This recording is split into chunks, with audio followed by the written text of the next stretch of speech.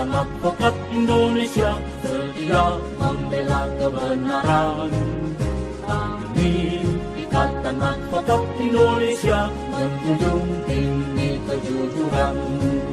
Kami Ikatan Advokat Indonesia berjuang demi keadilan. Kami Praktek hukum selalu mengikuti perkembangan standar justice dari sebuah masyarakat. Karena itu ada prinsip bahwa ubi societas ibi ius. Di mana ada masyarakat, di situ ada aturan itu. Jadi itu prinsip pertama. Ini karena ini kuliah umum, saya kasih beberapa prinsip dasar. Itu satu hal. Hal yang berikut adalah cara kita berretorika. Setiap kali saya dengar debat di parlemen, di talk show, selalu keluar istilah equality before the law. Kita semua sama di depan hukum. Presiden juga bilang begitu, menteri bilang begitu, dosen bilang begitu. Kita sama di depan hukum. Suara saya masih bisa diikuti ya? Jelas. Bisa, jelas. Karena saya mau terangkan, apa itu equality before the law itu? Apakah kita sama di depan hukum? Pengertian equality before the law bukan kita sama di depan hukum, tapi hukum harus bisa diakses secara sama oleh orang yang berbeda. Itu intinya. Tentu saya dengan pemilik pulau reklamasi tidak sama di depan hukum. Dia punya kapasitas untuk membeli hukum. Saya hanya menunggu dibela oleh Penta. Itu posisinya udah beda. Tetapi hukum itu mesti saya akses sama dengan dia.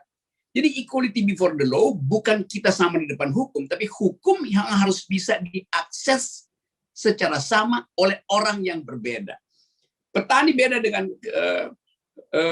konglomerat. Petani nggak bisa sewa advokat. Paling bisa sewa advokat dari Ikadin Lampung. Kalau Ikadin Jakarta bakal menolak petani itu.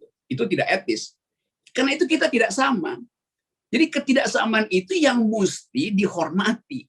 Hukum harus bisa diakses oleh orang yang tidak sama. Itu intinya tuh. Jadi soal-soal semacam itu tuh. Jadi pertama kali mahasiswa hukum harus kritis. Kalau dosen ngajar, mesti tanya apa yang dimaksud equality before the law. Apa begitu yang dimaksud oleh John Locke? Dikaitkan dengan perkembangan pada waktu itu di Eropa. Lalu kita bawa hukum itu ke Indonesia dengan dasar seolah-olah equality before the law itu given. Bahwa semua kita punya akses dan mampu untuk memperoleh kenikmatan hukum. Ternyata nggak begitu. Kalau sama aksesnya, kita nggak perlu advokat. Jadi justru karena equality before the law itu tidak bisa menjustify kedudukan kita yang berbeda, maka kita minta bantuan LBH. Kita minta bantuan advokat, kita minta bantuan Ikadin.